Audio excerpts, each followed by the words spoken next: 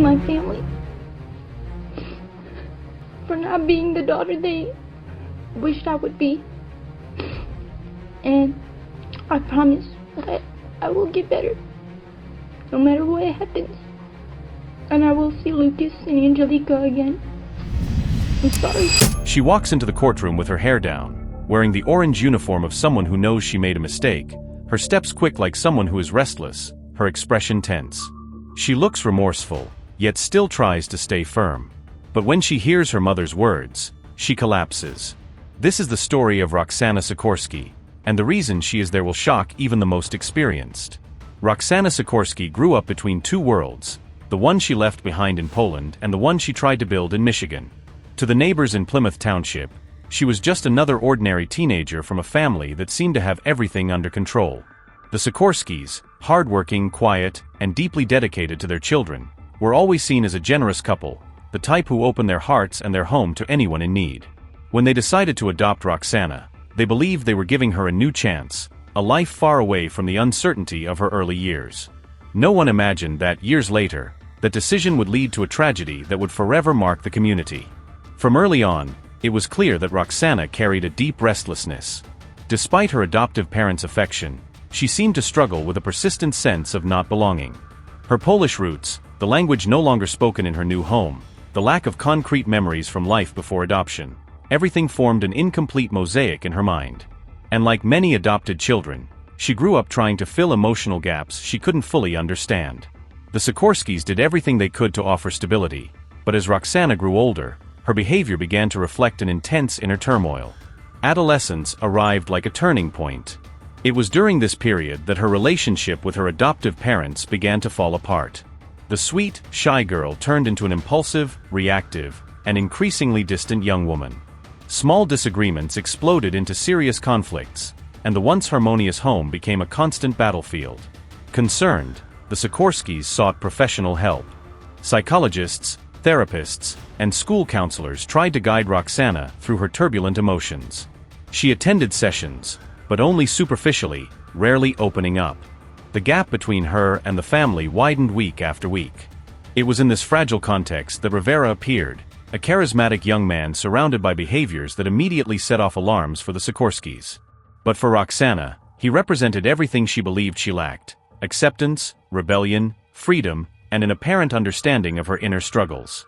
Rivera knew exactly how to get close. He identified her insecurities, fears, and frustrations, and gradually inserted himself into every part of her life. To the Sikorskis, his presence was a clear problem. They tried to set limits, forbid meetings, restrict contact.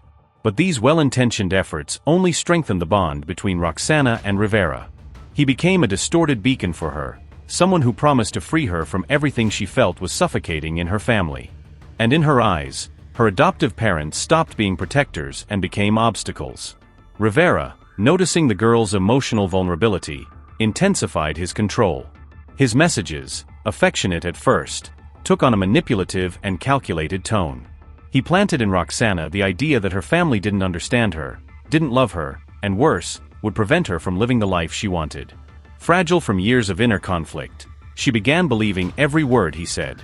The toxic relationship escalated quickly. Rivera started testing Roxana's limits, pushing her into small acts of defiance. Every rule broken, every challenge accepted, became a step towards something far darker. In a few weeks, their conversation shifted into macabre territory, the idea of eliminating the Sikorski family. The plan began vaguely, almost like a teenage fantasy of escape. But under Rivera's manipulative influence, it gained shape, details, and eventually, a clear objective. Roxana, emotionally dependent and psychologically dominated, did not perceive the gravity of the abyss she was falling into. Rivera, always from a distance, guided her every step, shaping the girl's mind like a conductor leading a distorted symphony. The messages exchanged between them would later reveal the frightening level of control he exerted: detailed instructions, suggestions of methods, strategies to divert suspicion. To Rivera, Roxana was not a partner but an instrument, someone who could carry out his destructive wishes without him ever needing to be present. The atmosphere in the Sikorski household reached a critical point.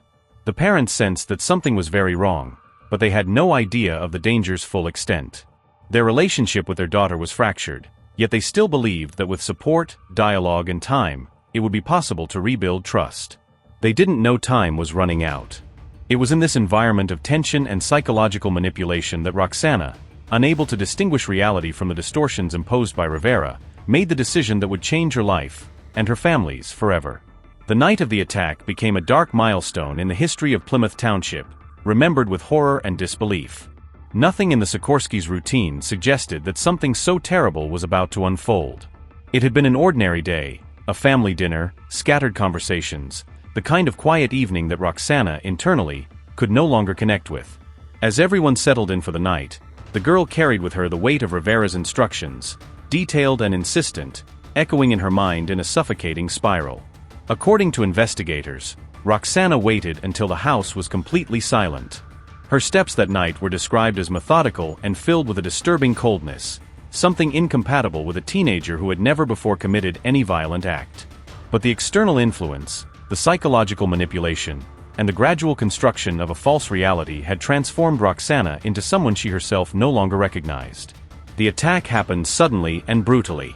The victim was her younger brother, who could neither predict nor defend himself from the violence unleashed upon him. The Sikorski family, paralyzed by shock, had to confront the unimaginable. The daughter they had welcomed and cared for over the years had become the perpetrator of a crime against her own blood. The screams, the chaos, and the desperate struggle for survival would forever echo in the memories of those who witnessed the horror of that tragic night.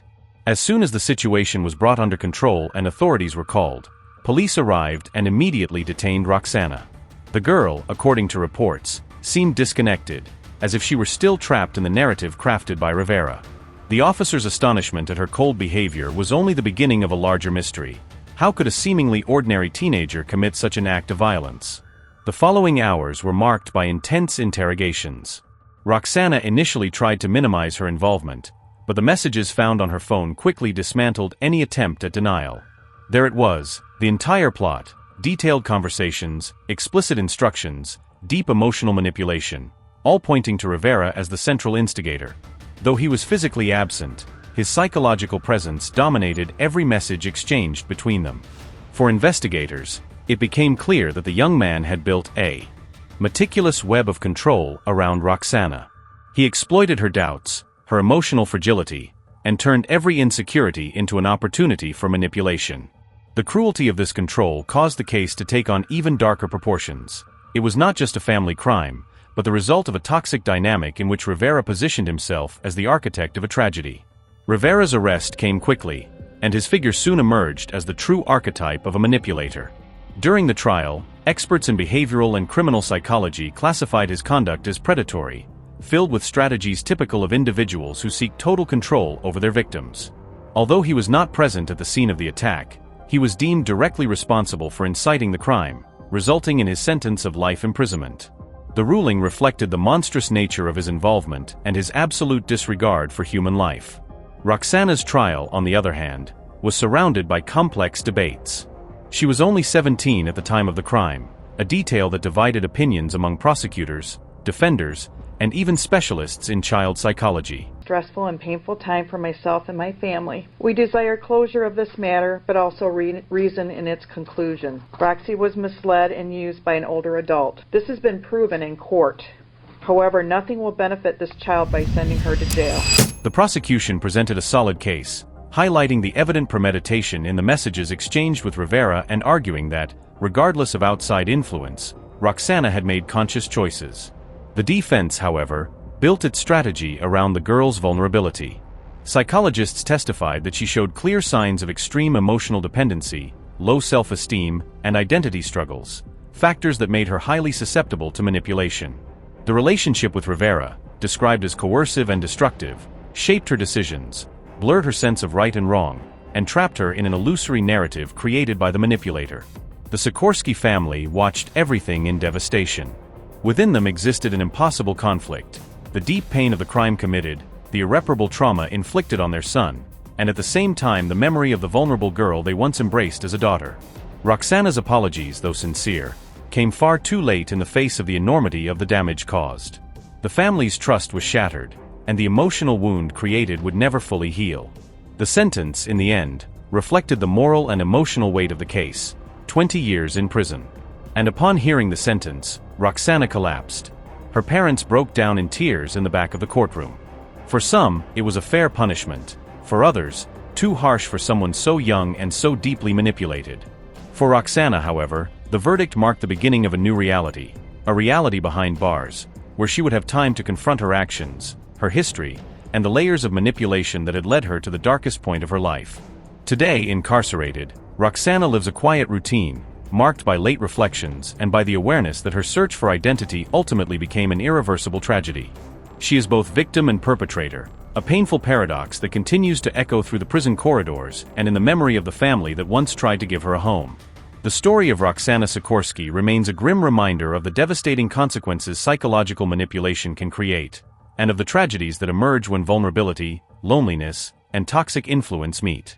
Although justice was served, the scars of this case remain open, both for Roxana and for the Sikorskis, who now carry forever the weight of a loss that can never be fully understood.